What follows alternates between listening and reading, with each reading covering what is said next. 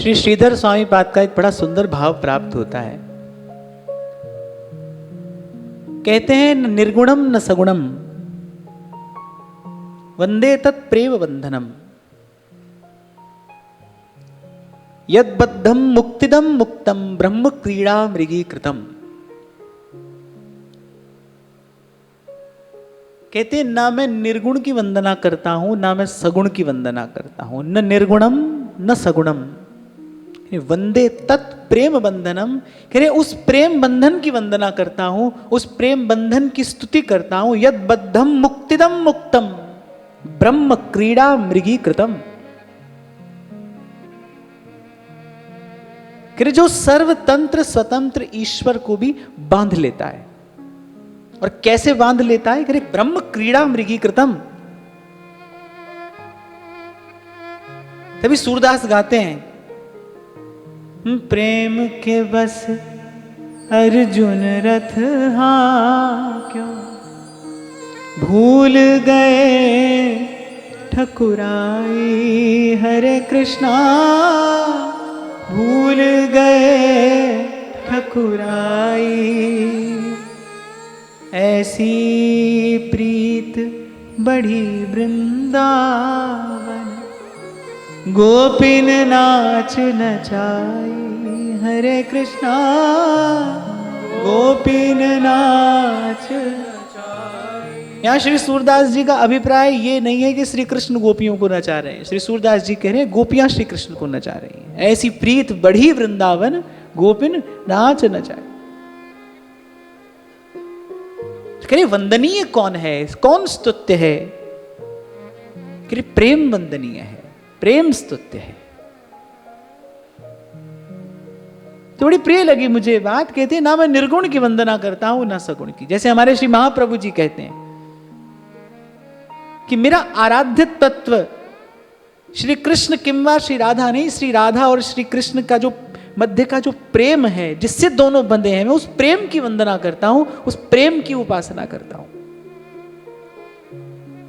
जब से गोपी गीत की चर्चा आरंभ हुई है, येन केन प्रकारेण मैं आपको निवेदन कर ही रहा हूं कि भाई पहले ये स्पष्ट जान लेना है कि हमारा लक्ष्य है क्या, प्राप्त क्या करना है, किसको प्राप्त करना है।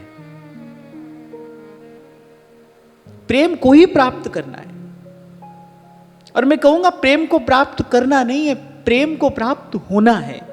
आज भी हम आते आते ये चर्चा कर रहे थे कि ये वाक्य ही गलत है कि जब कोई कहता है कि मैं प्रेम करता हूं, मैं प्रेम करता हूं, ये वाक्य ही ठीक नहीं है। वस्तुतः होता क्या है, जब कोई योग्य हो जाता है, जब कोई पात्र हो जाता है, तब प्रेम आकर वहां विराजमान हो जाता है। प्रेम चयन करता है, प्रेम स्पर्श करता है। तो हमको तो क्या करना है, हमको तो केवल स्वयं को प्रेम पात्र बनाना है। और स्वयं को प्रेम पात्र बनाने के लिए ही आचार्यों का उपासना संस्कार है। जैसे हम 2 दिन पहले चर्चा कर रहे थे ना, श्री कृष्ण भोग लगाते हैं पर किसका? माखन का। माखन का भोग लगाते हैं। दूध दही भी उनको प्रिय है, वो भी उनको प्रिय है, लेकिन चुरा कर तो वो माखन ही खाते हैं।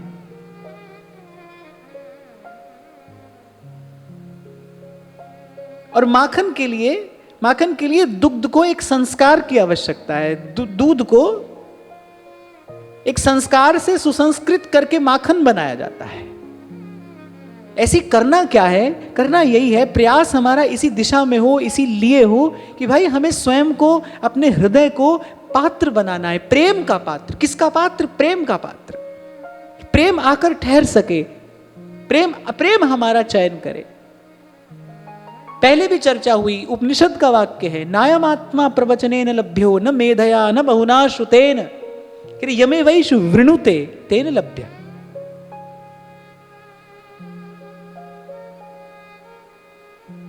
जैसे एक श्रेष्ठ कुलोत्पन्ना, सर्वगुण संपन्ना एक राजकुमारी जिसके पास स्वयंवर का अधिकार है, पंक्ति में खड़े हैं अनेक अनेक राजा राजकुमार, लेकिन उसका अधिकार है वो किसका वर्ण करती है और वो स्वतंत्र है किसी का भी वर्ण कर लेने में। ऐसे ही सर्वगुण संपन्न प्रेम पर वो स्वतंत्र है, वो किसी का भी वर्ण करे, किसी का भी वर्ण कर सकता है।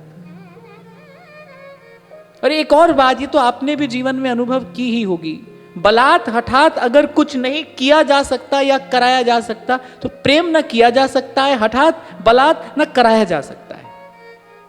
आपके भय से कोई आपका हो सकता है थोड़ी देर के लिए आदर भी कर ले, आपके वजह से हो सकता है थोड़ी देर के लिए कोई आपका सम्मान कर ले, आपका सब कार्य कर दे, आपकी सब बात मान ले। अरे तो संसार है, दुष्चक्र है, प्रारब्ध लेकर जीव आता है। कभी कभी तो देखता हूं कि कितना कठिन जीवन होता है, किसी का जीवन इतना कठिन होता है, भय और चिंता से ही किसी किसी को अपना पूरा जीवन किसी के साथ बिता देना पड़ता है। तो बल से, हट से कोई आपसे अपना सम्मान भी थोड़ी देर के लिए करा लेगा, आदर भी करा लेगा, पर हठात बलात् किसी से प्रेम नहीं कराया जा सकता। अनुभवी जन कहते हैं कि जहां प्रेम हो वहां उसे छिपाया नहीं जा सकता, और जहां नहीं हो वहां किसी भी प्रकार से उसका दर्शन नहीं किया जा सकता, असंभव है। तो कहते हैं भाई हम तो उस प्रेम की वंदना करते हैं, उस प्रेम की स्तुति करते हैं। बलिहारी है उस हित की, उस निष्काम प्रेम की, उस विशुद्ध प्रेम की, उस निष्कपट प्रीति की। यद बंधम मुक्तिदम मुक्तम ब्रह्म क्रीड़ा मृगीकृतम, जो बांध लाता है उसको, उस सर्वतंत्र स्वतंत्र ईश्वर को भी, और फिर अपने इशारों पर नाचने के लिए विवश कर देता है। अरे उस प्रेम की बलिहारी है, उस प्रेम की वंदना है। जीवन का लक्ष्य क्या हो, बस किसी भी प्रकार हम स्वयं को प्रेम पात्र बनाने में सफल हो जाएं, प्रेम पात्र बनाने में सफल हो जाएं। संसार में तो लोग सफल होने के लिए प्रेम करते हैं, संसार में लोग सफलता से प्रेम करते हैं, पर मैं कह रहा हूं केवल प्रेम प्राप्त करना ही सफलता है।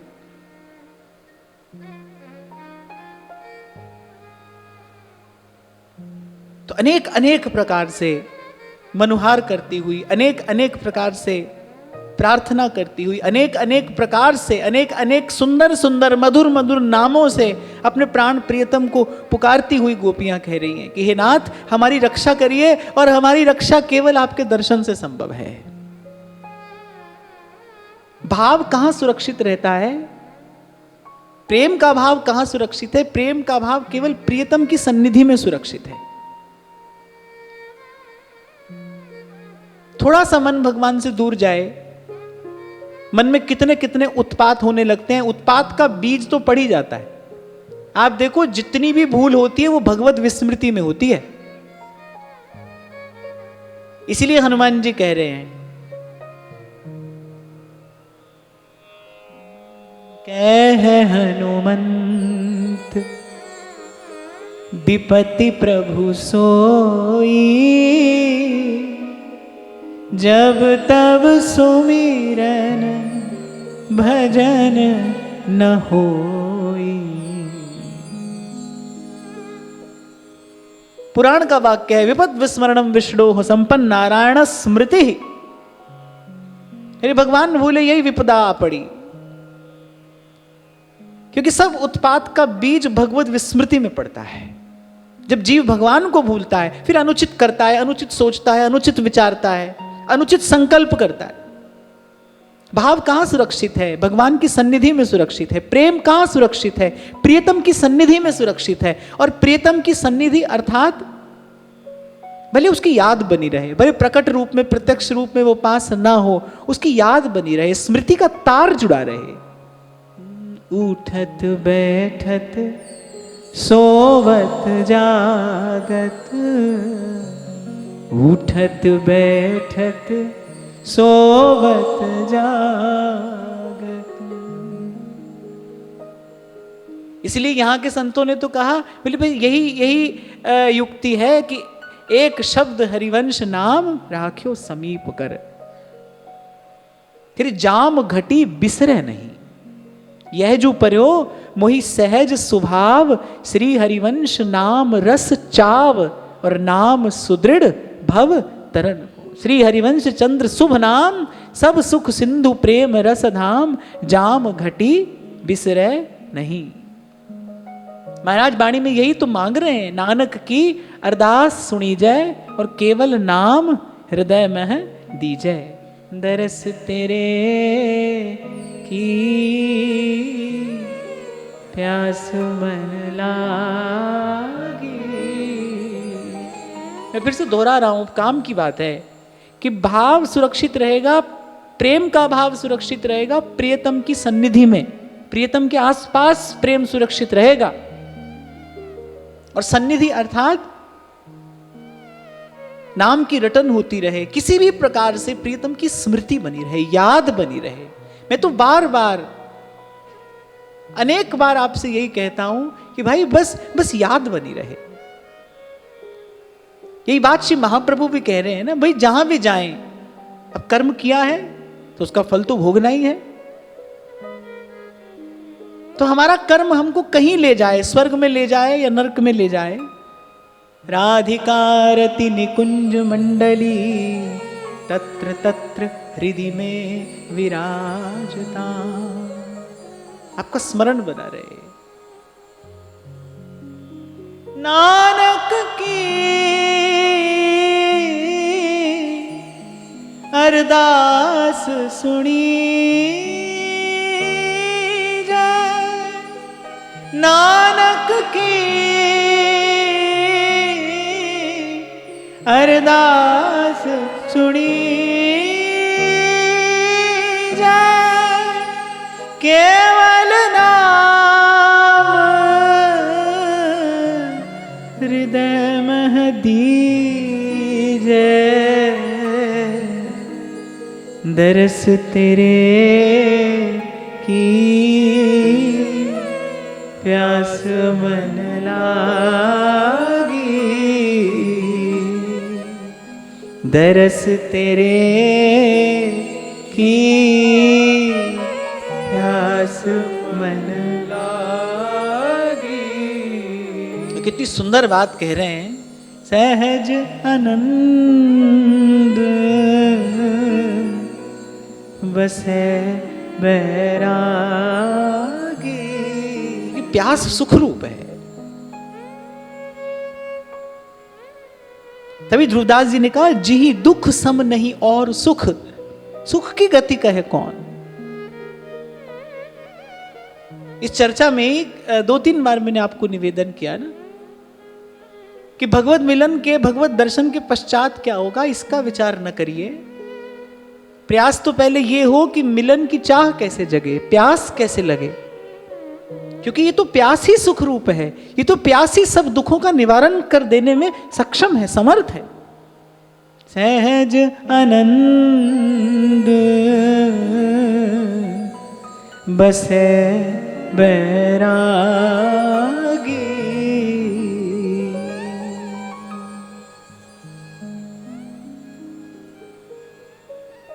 तो गोपियां कह रही हैं, कर सरोरुहम कांत कामदम शिरसि देहिनः श्रीकर ग्रहम। और प्रेमी को सबसे बड़ा भय क्या है?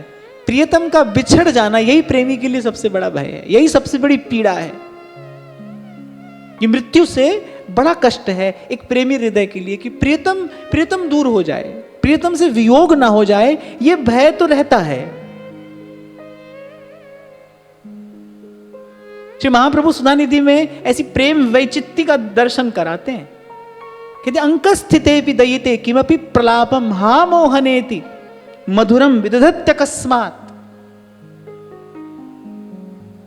अत्यंत सन्निकट अंक में विराजमान है श्री प्रिया जी, और प्रियतम कहीं दूर न चले जाएं, केवल ये विचार उनको भीतर से भयभीत कर देता है। और वो हा मोहन हा श्याम सुंदर ऐसा प्रलाप कर उठती हैं।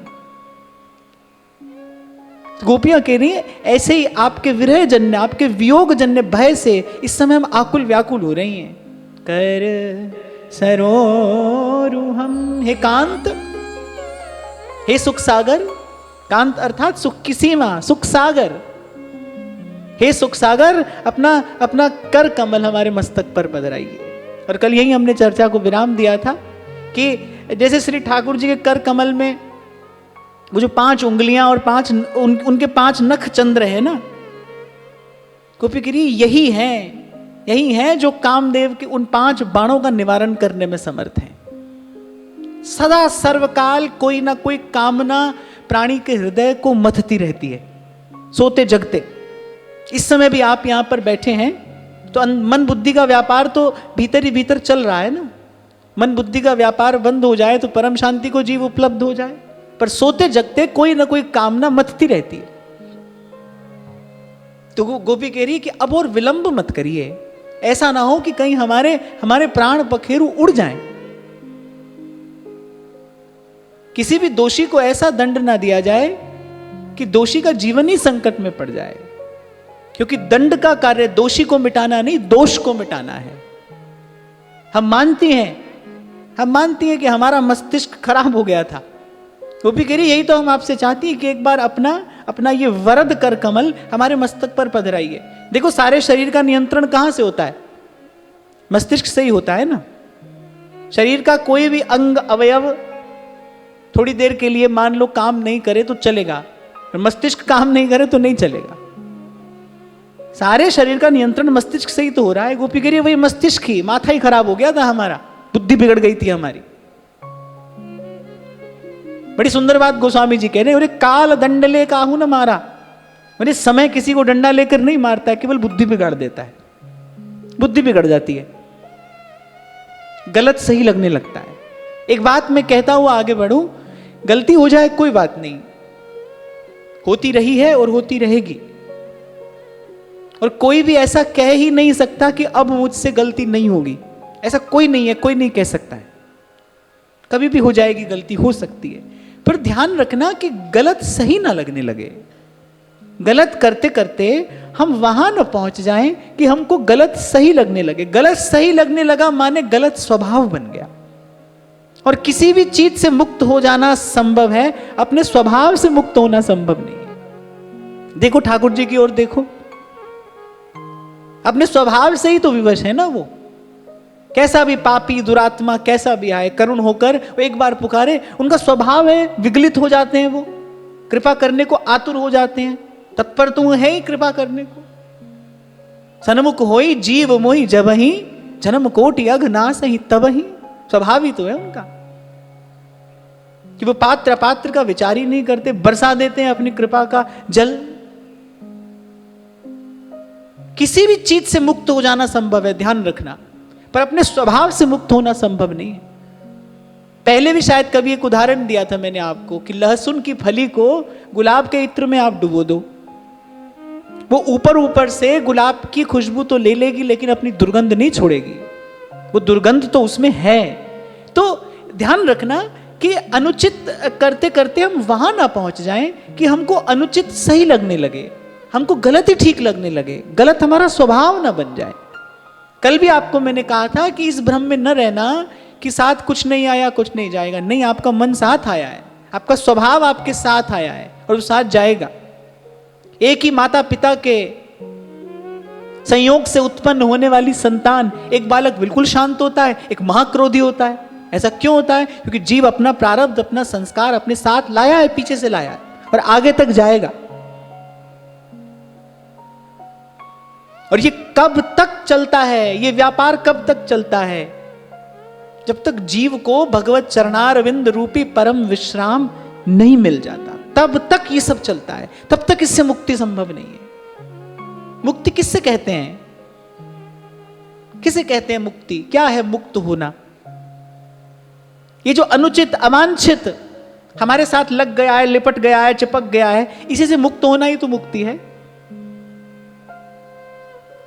मुक्त हो जाने के बाद जीव को अनुभव होता है मनोबुद्धि अहंकार चित्तानि नाहं न च श्रोत्र जिह्वे न च घ्राण नेत्रे न भूमिर्न व्योमस्न तेजो न वायु चिदानंद रूपः शिवोऽहं शिवोऽहं चिदानंद रूपः शिवोहम शिवोहम।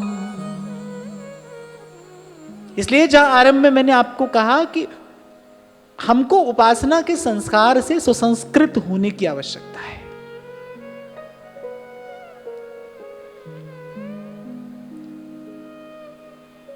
तो गोपियां कह रही हैं प्रभु ऐसा कठोर दंड ना दीजिए कि हमारे प्राण ही ना रहे।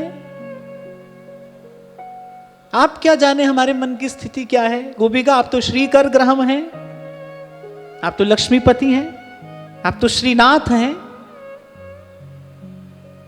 साधारण स्थिति में भी कुछ धन संपत्ति आ जाए किसी के पास तो वो निर्मम हो जाता है। धनी व्यक्ति को कहां दिखाई पड़ता है किसी का दुख, वो कहां दुखी होता है किसी के दुख से। अगर किसी के दुख से दुखी हो तो दुख दूर करने का प्रयास ना कर ले। इस संसार में जितने धनी लोग हैं, मैं सबके लिए ये बात कह रहा हूं, इस संसार में जितने भी धनी मानी लोग हैं, अगर वो दुखी व्यक्ति का दुख समझने लगे और दुखी व्यक्ति का दुख समझकर अपने साधन से सेवा और सहयोग करने लगे तो कोई दुखी रहे ही नहीं। पर धन अपने साथ कई दोष लाता है ना, अर्थ अपने साथ कई अनर्थ लेकर आता है। मन बुद्धि जड़ हो जाते हैं, एक उन्माद लेकर आता है धन अपने साथ में। तो गोपी ने कहा आप तो श्रीनाथ हैं, आपको क्या पता हमारे मन पर इस समय क्या बीत रही है। आप क्या जाने हमारी पीड़ा क्या है। कि घायल की गति घायल जाने और के जिन घायल होई। तो इस प्रकार अनेक अनेक बातों से गोपी रिझा भी रही है, मना भी रही है। और क्योंकि वो प्रेमिका है इसलिए वो सुना भी रही है, उसके पास ये भी अधिकार है। वो रिझा भी रही है, वो मना भी रही है, वो दुलरा भी रही है, वो साथ साथ में सुना भी रही है कि तुम्हें छोड़ सुन नंद दुलारे कोई ना मीत हमारो। किस किस प्रकार अपना हृदय खोलकर तुम्हें दिखाए। और तुम तो अंतर्यामी हो। न खलु गोपिका नंदनो भवा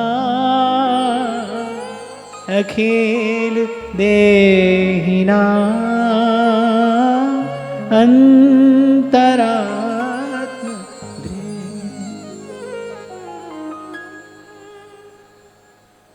तो पहले कहा कि दर्शन दीजिए और फिर कहा कि ना इससे हमारा कार्य सिद्ध नहीं होगा। केवल दर्शन से हमारा कार्य सिद्ध नहीं होगा।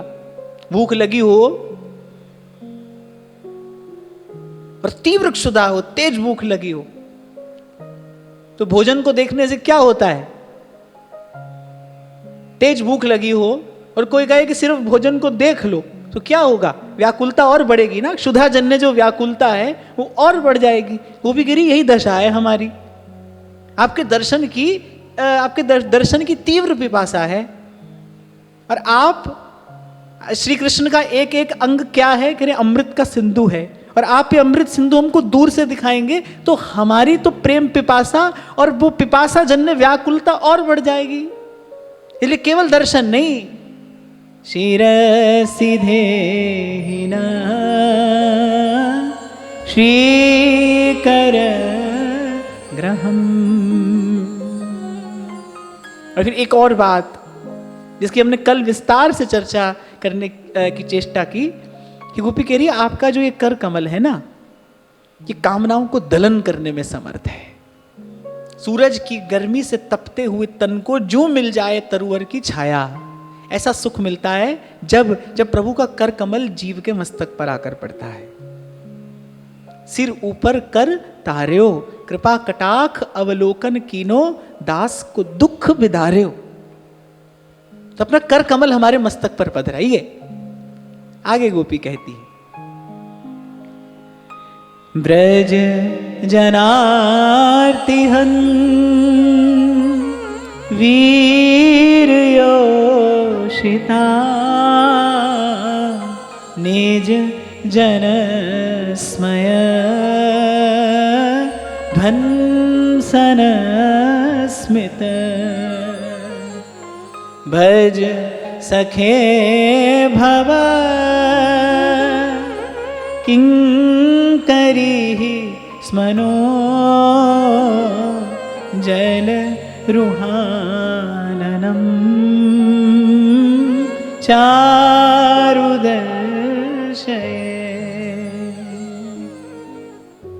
गोपी कह रही आप तो वीर हैं, आप तो अपने भक्तों को अदेय वस्तु का दान करते ही आए हैं। परमानंद इंद्र सो वैभव विप्र सुदामा पायो। वेद पुराण आपकी महिमा यही कहकर तो गाते हैं, वेद पुराण भागवत भाखें कियो भक्तन मन भायो। परमानंद इंद्र को वैभव विप्र सुदामा पायो।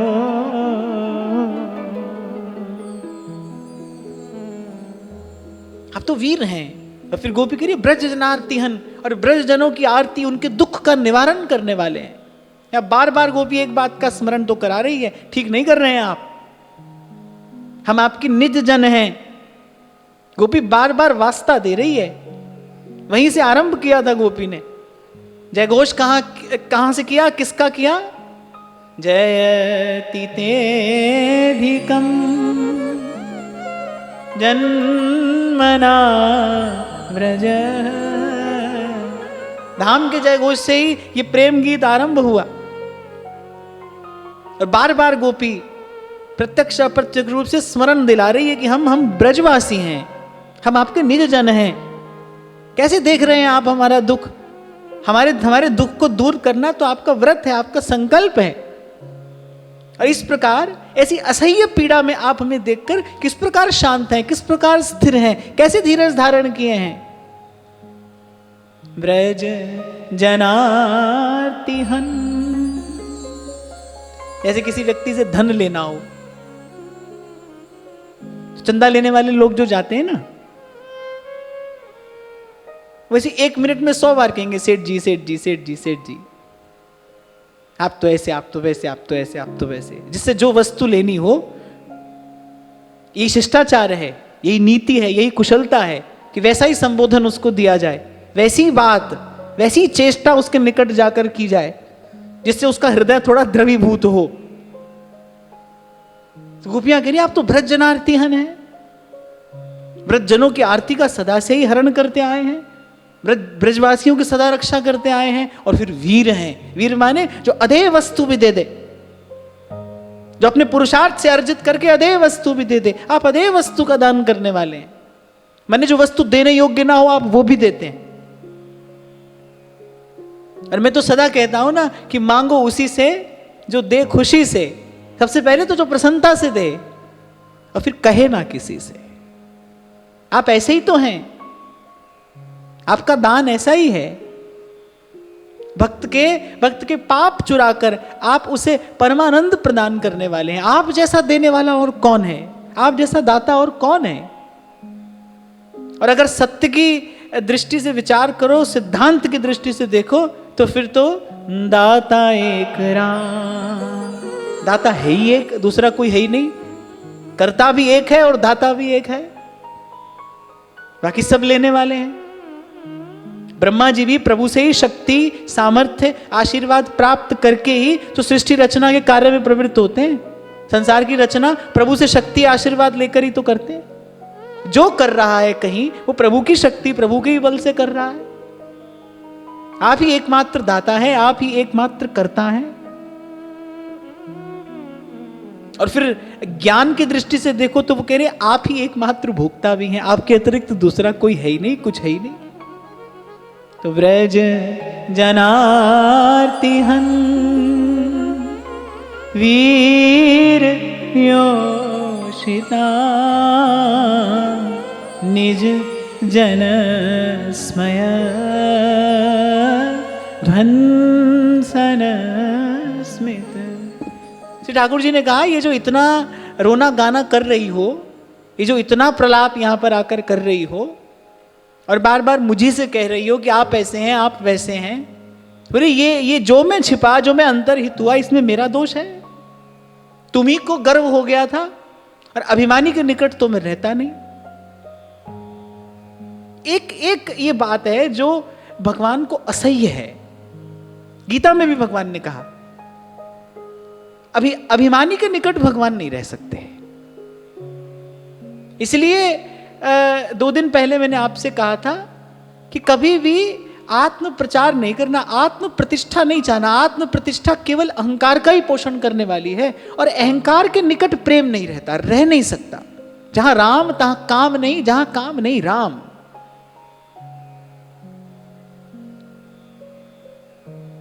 भक्ति का उत्कर्ष क्या है? नारद जी भक्ति सूत्र में कहते हैं त्रिसत्येव भक्तिरेव गरीयसी, भक्तिरेव गरीयसी। भक्ति ही श्रेष्ठ है, भक्ति ही श्रेष्ठ है। क्यों?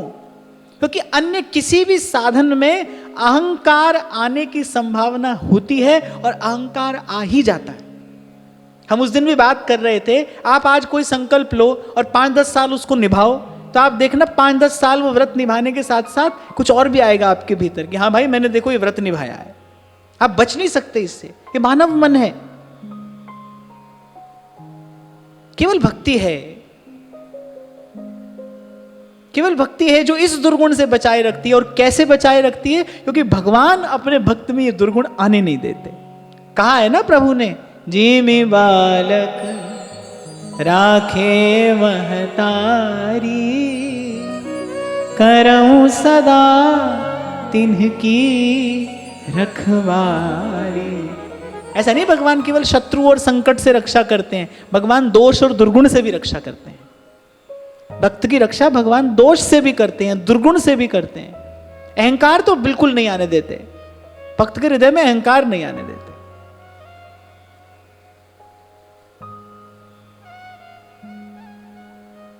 जिन्होंने अपने जीवन में इनकी निकटता का अनुभव किया है वो ये जानते हैं कि समय आने पर ठुकाई पिटाई भी कर देते हैं। यहां पर ऐसी कोई वस्तु, ऐसी कोई वृत्ति भक्त के जीवन में नहीं आने देते जो इनके भक्त को इनसे दूर ले जाए, भक्त पास बना रहे, क्योंकि भक्त इनका सुख है। तो ठाकुर जी ने कहा तुम में आया था अभिमान, तुम हो गई थी मद से मतवाली, तभी मुझे जाना पड़ा, क्योंकि अहंकार के निकट में रह नहीं सकता। अहंकार और मैं एक साथ रह नहीं सकते। जब मैं था तब हरि नहीं, और जब हरि हैं मैं नाही।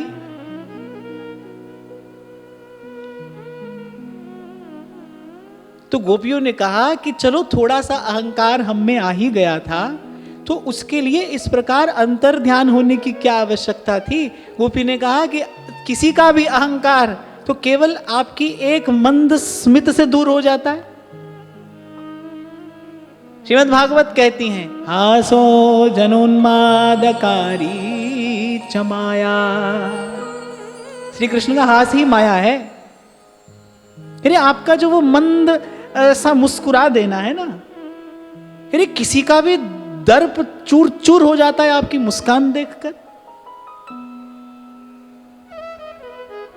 महाभारत में आता है कि दुर्योधन ने बहुत बार विचार किया, आज मिल जाएंगे तो ये कहूंगा वो कहूंगा, सभा में आएंगे तो बड़ा अपमान करूंगा, लेकिन जैसे ही श्री कृष्ण आते हैं और थोड़ा सा मुस्कुरा देते हैं, बस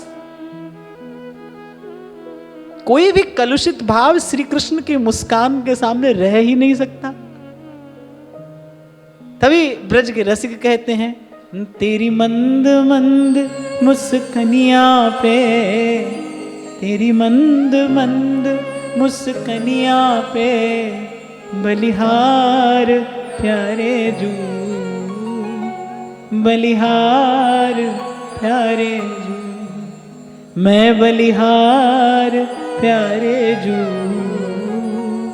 बलिहार प्यारे जू। और चित्त वित्त का हरण भी श्री ठाकुर जी मुस्कुरा कर ही करते हैं। उस दिन हम गा रहे थे ना, ओ दे हाथ विच तीर तलवार भी नहीं, ते ओदा खाली जांदा वार भी नहीं। बस मुस्कुराते हैं। भगवान वेदव्यास कह रहे, हासो जनोन्मादकारी च माया। जो आपका हास है, आपका स्मित है, स्मित। तो गोपी ने कहा इतनी दूर चले जाने की क्या आवश्यकता थी? इतना रुलाया हमको, रुला रहे हो, बन बन भटका रहे हो, बोले थोड़ा सा अहंकारी तो आया था। अरे किसी का भी अहंकार चूर चूर हो जाता है तुम्हारी मुस्कान देखकर। अंगराज कर्ण का वाक्य है, वो कहता है कि संसार में किसी भी बाण का, किसी भी शस्त्र का उत्तर देने की विद्या मेरे गुरु की कृपा से मेरे पास में है।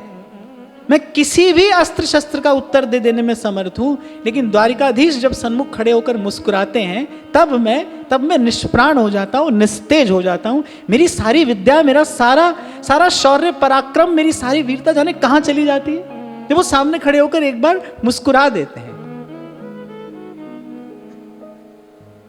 रसिक जन कहते हैं कि श्री ठाकुर जी की मुस्कान में बसंत है, इसलिए हमारे महाप्रभु कहते हैं सदा वसंत रहत वृंदावन पुलिन पवित्र सुभग जमुना तट, क्योंकि यहां इस परिधि में श्री ठाकुर जी सदा मुस्कुराते हैं। अब बाहर तो उनको कभी कभी क्रोध भी आ जाता है, रोषयुक्त भी हो जाते हैं,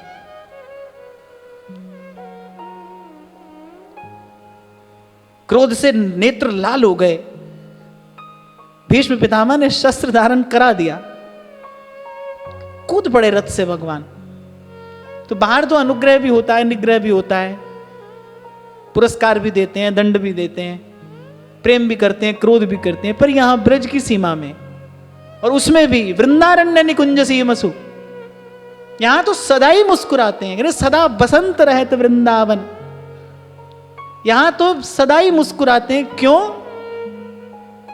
क्योंकि यहां पर श्री जी का सानिध्य सदा है, सर्वदा है। राधा बिजुरी के साथ श्याम घन सखीरी मेरो राधा रमन, छीन ले हंस के सबका यमन, सखीरी मेरो राधा रमन। और फिर गोपी ने कहा अगर आपके निज जनों में किसी कारण से कुछ मद दर्प या अहंकार आ जाए तो आपका थोड़ा मुस्कुरा देना पर्याप्त है, बस उनकी ओर देखकर मुस्कुरा दीजिए, उनके अंतःकरण का मार्जन हो जाएगा। भगवत रसिक देव कहते हैं लखी जिन लाल की मुस्कान, तिनी बिसरी वेद विधि सब, पाठ पूजा ध्यान, जोग साधन रुचत नाही और गीता ज्ञान। फिर उनको फिर कुछ नहीं रुचता, लखी जिन लाल की मुस्कान।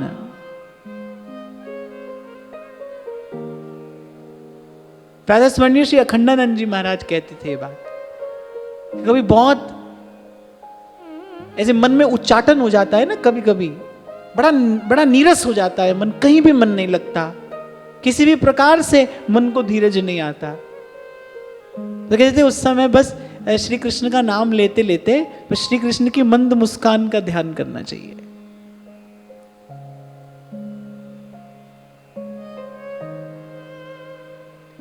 ये सारी सृष्टि के कण कण को नचाने वाली जो माया है, बस वो आपका हास ही माया है। ये हास जो है ना, ये बड़ा रहस्यमय भी है, बड़ा अद्भुत है। ध्रुवदास जी भी कहते हैं, श्री जी के हास के लिए ध्रुवदास जी क्या कहते हैं, नेक ही सुहास सखी सार है विलासन को, जाके हेरे और सब सुख बिसरत है। नेक ही सुहास सखी सार है विलासन को, प्रिया जी का जो हास है ये सब विलासों का सार स्वरूप है। अब शब्द से तो भाई केवल इतना संकेत ही किया जा सकता है कि यह हास क्या है, अद्भुत है, रहस्यमय है। और नेक ही सुहास सखी सार है विलासन को, ऐसे ही श्री कृष्ण का हास है वो अद्भुत है।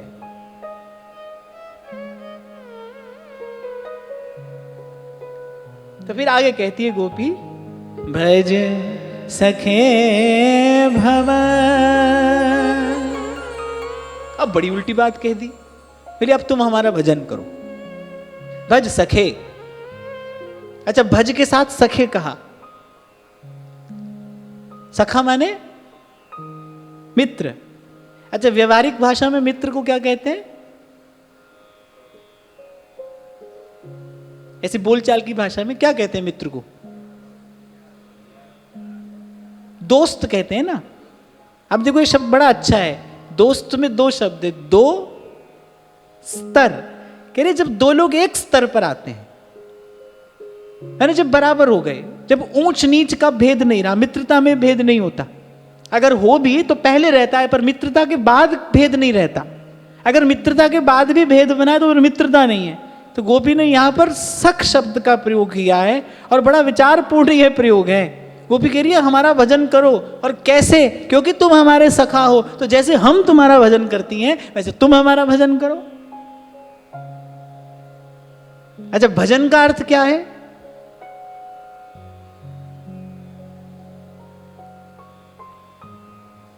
देखो ये बड़ी विचित्र बात है। सारा संसार भजन भजन भजन कह रहा है। भजन कहते किसको हैं? क्या होता है भजन?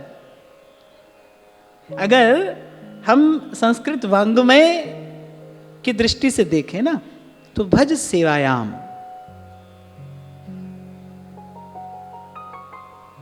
भजन का अर्थ ही है सेवा।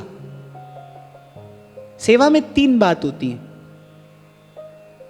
सेवक का स्वरूप क्या है, क्या होना चाहिए, सेव्य का स्वरूप क्या है, क्या होना चाहिए, और सेवा का स्वरूप क्या है, क्या होना चाहिए। आपको कई बार मैं कहता हूं ना, जब तक अपने इष्ट के स्वरूप का ही ज्ञान नहीं होगा, जब तक अपने ही स्वरूप का ज्ञान नहीं होगा, तब तक सेवा कैसे होगी? ये जो अनेक भाव हैं, या आचार्यों ने अपना अपना मत प्रस्तुत किया, अपना अपना एक सिद्धांत दिया, वो केवल इसीलिए दिया ताकि एक विशेष प्रकार के भाव का पोषण हो सके, सुष्ठु प्रकार से कोई भजन कर सके, सुष्ठु प्रकार से कोई प्रभु की सेवा कर सके, सेवक होकर कोई सेव्य की सेवा कर सके। इसके लिए उपासना आचार्य द्वारा प्रदत्त ये उपासना सिद्धांत है। प्रत्येक उपासना सिद्धांत की कुछ विशेषता है, कुछ विलक्षणता है। तो भज, भजन अर्थात सेवा, भज सेवायाम। और सेवा में तीन बातें हैं, दोहराओ। सबसे पहले सेव्य का स्वरूप क्या है? प्रथम ही भावुक भाव विचारे। सेव्य का स्वरूप क्या है? कौन जाएगा श्री जी की सेवा में? सबसे पहला प्रश्न ये, कौन जाएगा? प्रिया जी की सेवा में न तो स्त्री जाएगी न पुरुष जाएगा। प्रिया जी की सेवा में तो प्रिया जी के भावापन्न सहचरी जाएगी। महाप्रभु कह रहे ना, यत पादांबुरुहैक कणिकाम मूर्धना निधातुम नहीं प्रापुर ब्रह्म शिवादयोप्यधिकृतिम गोप्यैक भावाश्रया। सबसे पहले सेव्य का स्वरूप क्या है, फिर इस सेवक का स्वरूप क्या है, फिर सेवा का स्वरूप क्या है। तो इसलिए गोपी ने एक शब्द कह के श्री ठाकुर जी को सब कुछ समझा दिया, और भज के साथ शब्द प्रयोग कर रही है, भज सखे भव किंकरी स्मनो जल रुहाननम चारुदर्श।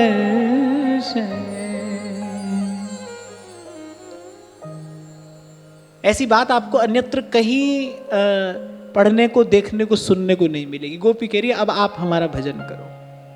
भजन करो माने आप हमारी सेवा करो। कैसी सेवा करो? सेवा का स्वरूप क्या है? देखो ये शब्द हम दिन में कितनी बार कहते हैं, सुनते हैं, पर वस्तुतः इसका स्वरूप होता क्या है? सेवा का स्वरूप क्या है? कैसी होनी चाहिए सेवा? बस जिसमें आपके सेव्य को सुख मिले वही सेवा है।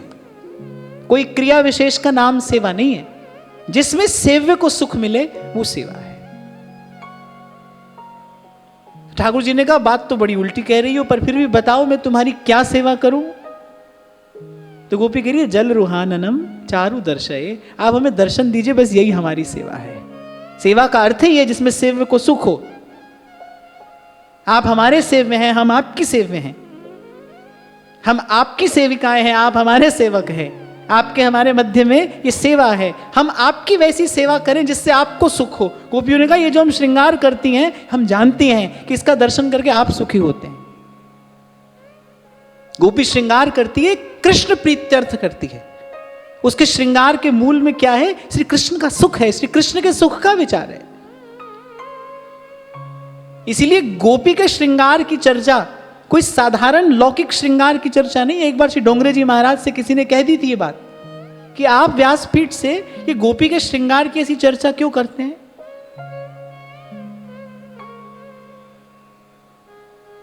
तो श्री महाराज जी ने कहा कि एक बार गोपी का श्रृंगार करके देखो, गोपी के पीछे चल के देखो वो लेके कहां जाती है। गोपी का श्रृंगार लोक रंजन के लिए नहीं है, गोपी का श्रृंगार आत्म प्रतिष्ठा के लिए नहीं है। गोपी का श्रृंगार तो केवल कृष्ण को रिझाने के लिए, कृष्ण को सुख होता है गोपी का श्रृंगार देख के, क्योंकि कृष्ण श्रृंगार प्रिय हैं। श्रृंगार रस माधुर्य सार सर्वस्व विग्रह श्री कृष्ण। हाँ, लेकिन एक बात और यहां पर समझ लेनी चाहिए, कैसा श्रृंगार करती है गोपी? गोपी के नेत्रों का श्रृंगार क्या है? कृष्ण दर्शन लालसा, ये गोपी के नेत्रों का श्रृंगार है। उसका रोम रोम कृष्ण मिलन की इच्छा मात्र से पुलकित है। ये गोपी के दिव्य देह का श्रृंगार है। उसके हाथ सदा श्री कृष्ण की सेवा में तत्पर हैं। ये गोपी के हाथ का श्रृंगार है।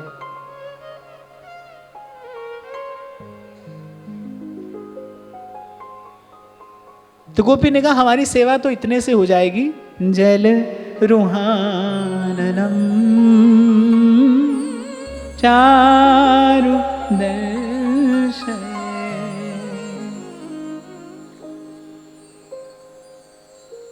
रसखान एक बड़ी प्यारी बात कहते हैं, कानन दे अंगुरी रही वो, जब ही मुरली धुनि मंद बजई है।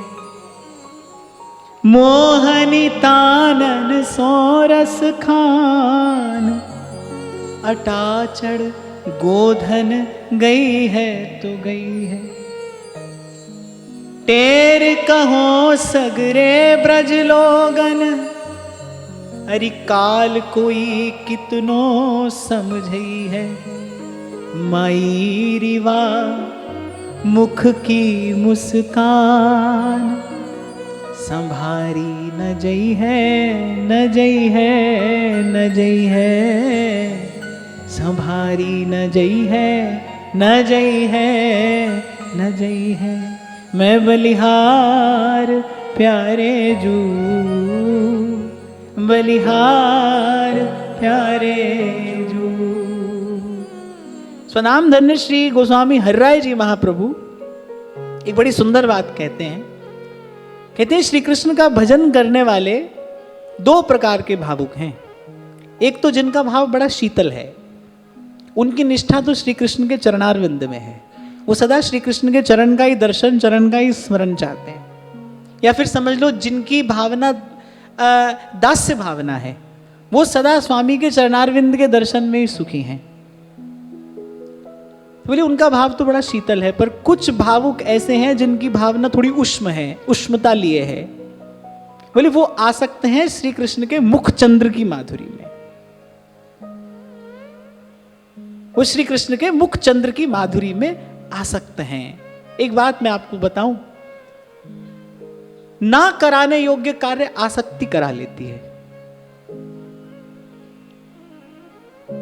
श्री प्रेमदास जी महाराज श्री चतुरासी जी की टीका में कहते हैं, बोले या संसार में सबसे बड़ो अगर कोई बल है तो वो आसक्ति को बल है। न धन का बल है, न तन का बल है। बोले सबसे बड़ा अगर कोई बल है इस संसार में तो आसक्ति का बल है।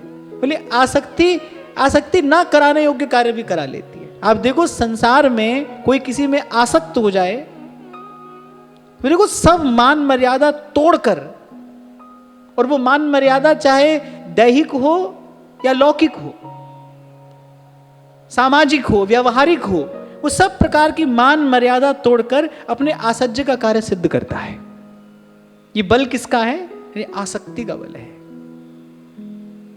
प्रीत ना काहू की कान बिचारे, जा दिन ते निरखे नंद नंदन, कान तजी घर बंधन छूट्यो। रसखान कहते हैं जहां दिन ते निरखे नंद नंदन, कान तजी और घर बंधन छूटो।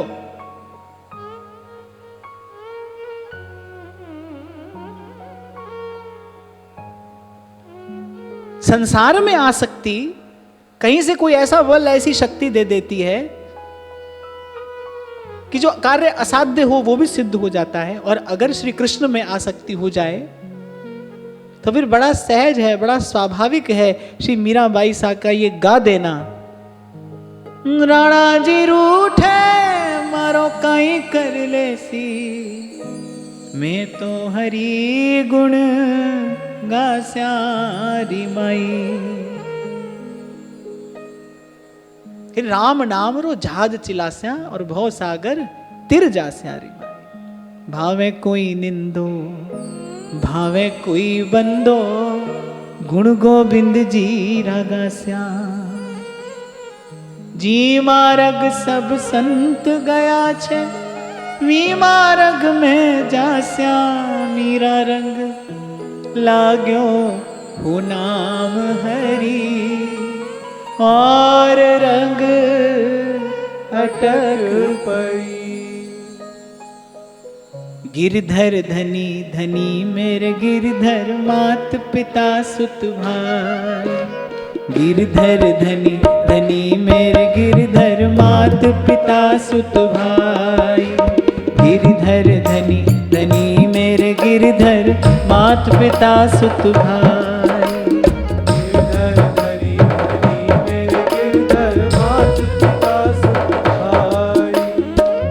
था के मैं माँ के हो राणा जी, था के मैं माँ के हो राणा जी, था के मैं माँ के हो राणा जी, था के मैं माँ के हो राणा जी। यूं कह मीरा बाई, मीरा रंग लाग्यो हो नाम हरि, और रंग कटक परी।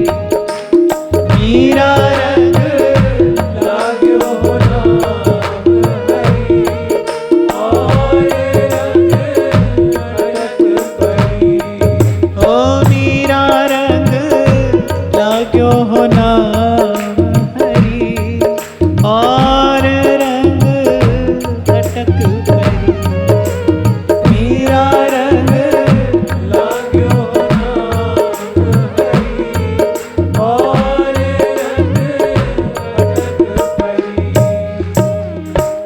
हृदय का चयन श्री कृष्ण करते हैं अपने लिए, बस आसक्त हृदय का।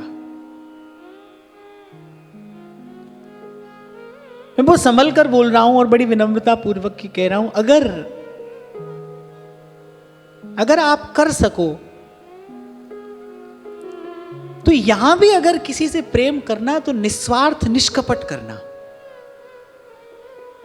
फिर देने में कुछ बचा मत रखना। Any love given is never wasted. प्रेम जो दिया है वो कभी व्यर्थ नहीं जाता। प्रेम शाश्वत है, सनातन बीज है, वो माया और काल से परे है, वो व्यर्थ नहीं जाएगा। वो आपके लिए उस परम की प्राप्ति का द्वार खोल देने में समर्थ है। बड़ी गहरी बात कही है एक रसिक संत ने कि नहीं, जिसने कभी यहां प्यार किया वो प्रेम पिया वह जाने ही क्या। लेकिन मैंने कहा कि यदि कर सको, क्योंकि ये नगमा हर साज पे गाया नहीं जाता। कभी पहले भी आपसे मैंने कहा था, यदि अपना सुख छोड़ सकते हो किसी के लिए, यदि बिना किसी व्यापार की भावना के अपने सुख का उत्सर्ग कर सकते हो, न्यौछावर कर सकते हो, तो करना, अवश्य करना। आपका हृदय पात्र बन जाएगा। अगर हम रसखान के जीवन का विचार करें तो उनके पास क्या है? ये आसक्त हृदय है।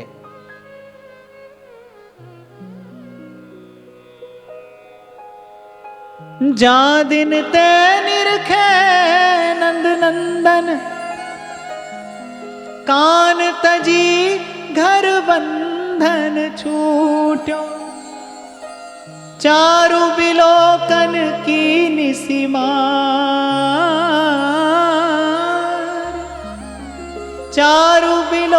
सावन की निसिमार, संभार गई मन मार ने लूट। सागर को सरिता जिमि धावत, जैसे नदी दौड़ती है ना समुद्र की ओर, ऐसे अब मेरा मन दिन रात प्रियतम की ओर दौड़ता है। सागर को सरिता जिमि धावत, रोक रहे कुल को पुल टूट्यो। मत भयो मन संग फिरे, मत भयो मन संग फिरे। रस खान स्वरूप सुधा रस घूट्यो। नंददास कहते हैं, चलो रियाली ब्रिजराज मुख निरखिए, जगत की लाज सो काज कहाँ सरेगो। दुर्दास जी कह रहे ना, बड़ी मूढ़ता गही जिए लही लोक की लाज, पाछो गर्दभ को गयो और चढ़े फिरे गजराज। चलो रियाली ब्रजराज मुख निरखिए, जगत की लाज सो काज कहाँ सरेगो। बहुत कोई कहेगो शाम के ढिंग गई, याते अधिक कोई और कहाँ कहे। यानी सागर को सरिता जिमि धावत, रोक रहे कुल को पुल टूट्यो। जो इंद्रियों का कुल है यही रोकता है प्रभु से मिलने में। फिर एक बार दर्शन किया, फिर एक बार श्री कृष्ण ने उस सरस चितवन से मेरी ओर देखा। तब कहती है गोपी, माई रिवा मुख की मुस्कान, संहारी न जई है, न जई है, न जई है। जाको है जासो मन मान्यो।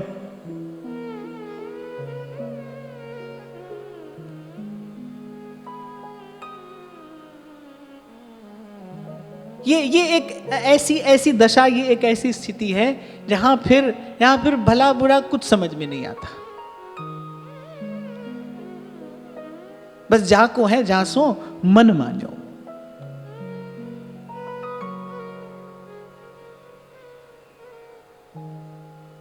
और बस इसी को कहते हैं, वस्तुतः तो इसी को कहते हैं मन का एकाग्र हो जाना। यही है मन की एकाग्रता, और कुछ नहीं है। इसलिए मैं यहां तो बड़े विश्वास से और चुनौती पूर्वक की बात कह सकता हूं कि प्रेम के अतिरिक्त मन को एकाग्र करने की क्षमता किसी में नहीं है। कोई साधन नहीं कर सकता है, केवल प्रेम मन को एकाग्र कर सकता है। और प्रेम श्री कृष्ण के अतिरिक्त कहीं संभव नहीं है।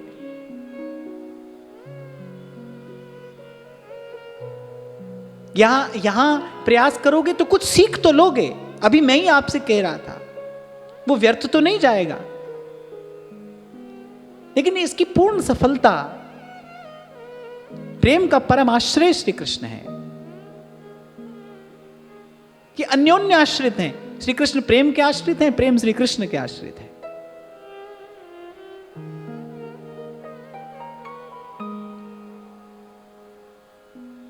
हाँ, तो गोपी कह रही है कि अब हे सखा हमारी सेवा करो। अच्छा, इसके मूल में एक बड़ा सुंदर, बड़ा विनम्र और बड़ा दैन्यतापूर्ण भाव है।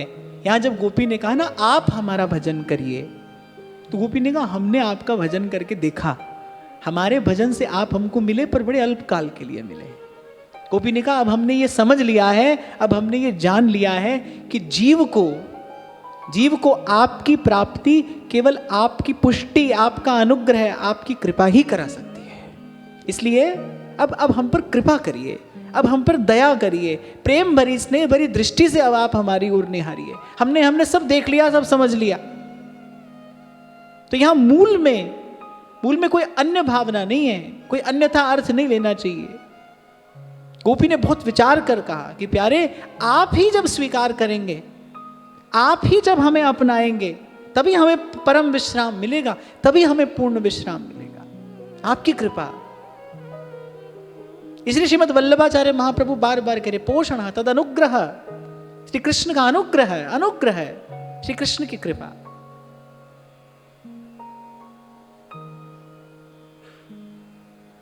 बस आपके मुख चंद्र का दर्शन कराइए।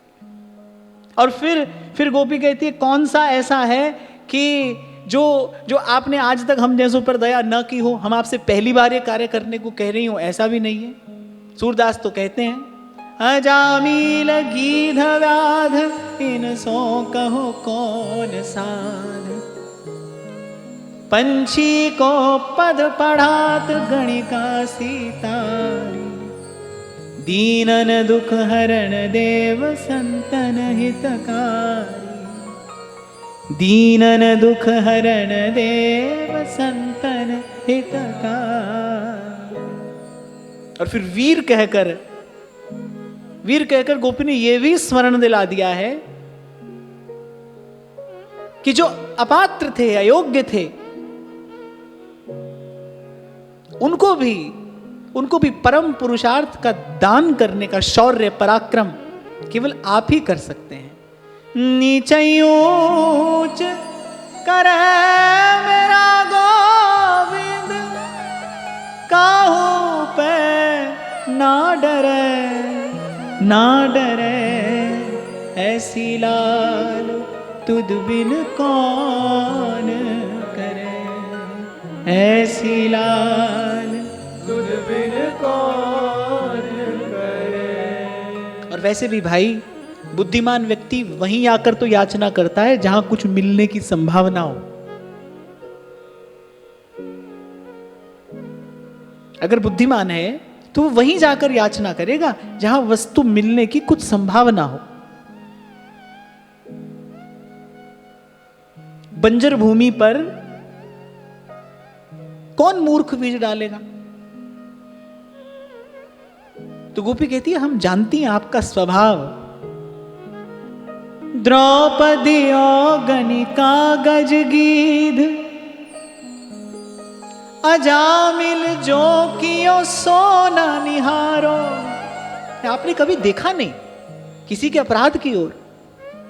द्रौपदी गणिका गज गीध, अजामिल जो कियो सोना निहारो। गौतम गृहिणी कैसे तरी, प्रहलाद को कैसे हरो दुख भारो। काहे को सोच करे रस खान, कहा करी है रविनंद विचारो। रविनंद समझे? रविनंद माने सूर्यपुत्र। सूर्यपुत्र कौन है? जोर से बोलो। सूर्यपुत्र कौन है? सब कह रहे शनिदेव है। नहीं, शनिदेव भी हैं, शनिदेव भी हैं, पर यमराज भी सूर्यपुत्र हैं। यम भी सूर्य के पुत्र हैं।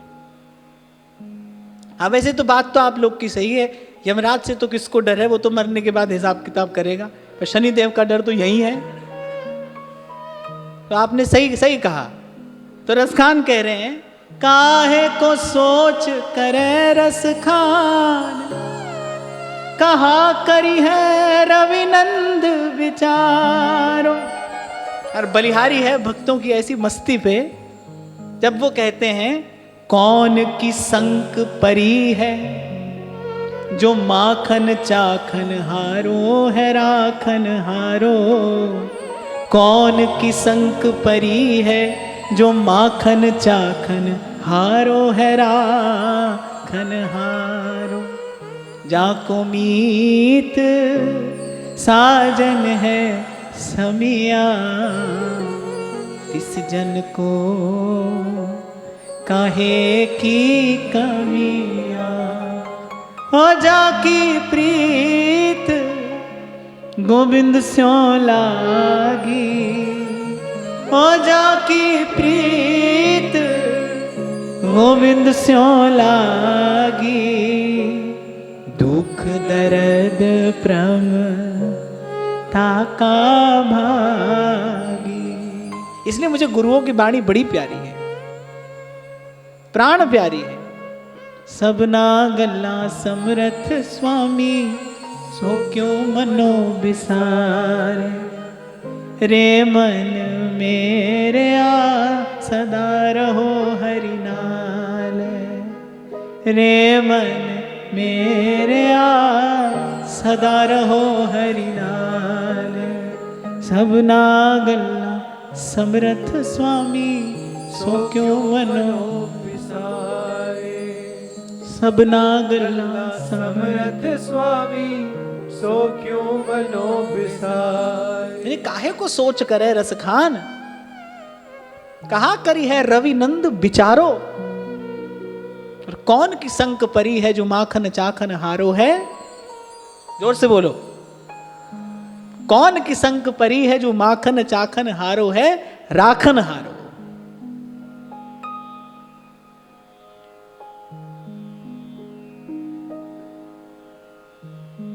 तो भज सखे भवन। अच्छा देखो गोपी कितनी चतुर है।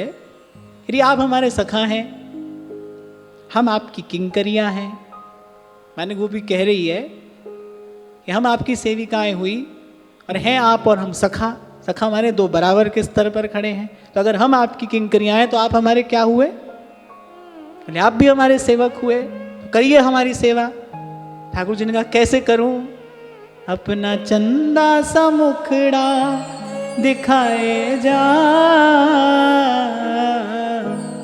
मोर मुकुट वाले घुंघराली लट वाले, मोर मुकुट वाले घुंघराली लट वाले, मोर मुकुट वाले घुंघराली लट वाले, मोर मुकुट वाले घुंघराली लट वाले।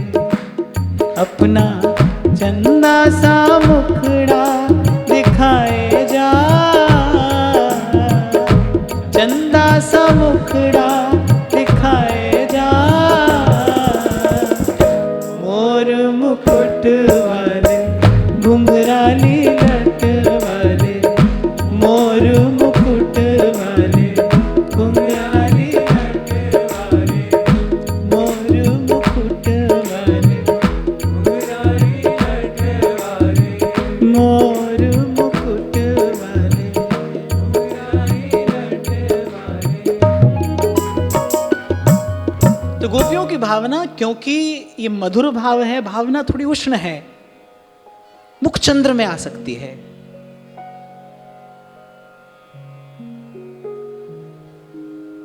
और बस एक छोटी सी बात और कहकर मैं वाणी को विराम की ओर ले जाऊं, जहां से चर्चा आज आरंभ की हमने कि भाई करना क्या है, क्या प्राप्त करना है। आसक्ति बल है, शक्ति है, वो करा सकती है जो हम करने की साधारण मन बुद्धि से कल्पना नहीं कर सकते। बस वो आसक्ति श्री कृष्ण के नाम और रूप में हो जाए, इसी का विधान आचार्यों ने किया है। एथो पुटना ते एथे लाना, ये जो उपासना है ये आचार्यों द्वारा किया गया विधान है। किसी प्रकार जीव की आसक्ति उसका बल है, उसकी शक्ति है। अपने संतान की आसक्ति में एक माता एक पिता कितने अपार कष्ट सहकर भी संतान का पोषण करते हैं कि नहीं करते हैं। क्या है? संतान में आसक्ति है ना। आसक्ति में पड़कर व्यक्ति पाप पुण्य का विचार नहीं करता, उसको पाप से भय नहीं लगता, पाप से होने वाले दंड से भय नहीं लगता। आसक्ति यदि है तो बस ये आसक्ति प्रभु के नाम रूप में हो जाए। ये आसक्त हृदय के ही शब्द हैं कि काहे को सोच करे रसखान, कहा करी है रविनंद विचारो। ये आसक्त हृदय के शब्द हैं, ये आसक्ति का ही सूचक भाव है। इसलिए मैं बार बार गाता हूं इन शब्दों को। जब मीराबाई कहती है भावे कोई निंदो भावे कोई वंदो, इन शब्दों में क्या है? ये आसक्त हृदय के स्वर हैं। गुण गोविंद जी रागा श्याम। जैसे कभी कभी मक्खी शहद पर जाकर बैठ जाती है, पंख चिपक जाता है, फिर उड़ने लायक नहीं रहती, फिर तो बस उसको वहीं अपने प्राण गंवा देने पड़ते हैं।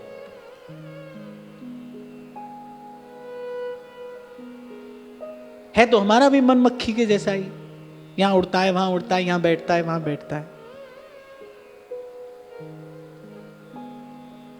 बस कृपा हो कभी और मधुराधिपति के नाम और लीला रूपी मधु में जाकर ये मन अटक जाए। नाम रस मीठा रे, नाम रस मीठा रे। ओ कोई पीवे हो कोई पीवे संत सुजान, नाम रस मीठा रे, नाम रस मीठा रे। शहद में जाकर मक्खी बैठे तो मक्खी को वहीं जाना चाहिए ना जहां शहद यत्र तत्र बिखरा हो। तो भाई किसी ऐसे ही संत महापुरुष की शरण गहनी चाहिए, जिसकी वाणी से, जिसकी दृष्टि से, जिसके भाव से प्रभु के नाम रूप लीला रूपी इस अमृतोपम मधु की वर्षा होती हो। इसलिए सदा आपसे कहता हूं भाई, कुछ भी कहें, आरंभ भी सतसंगति है, विश्राम भी सतसंगति है। आज की वार्ता यहीं श्री जी के चरणों में निवेदन करते हुए महाराज श्री के चरणों में प्रणाम। आप सबके हृदय स्थित प्रभु को, भाव प्रभु को नमन।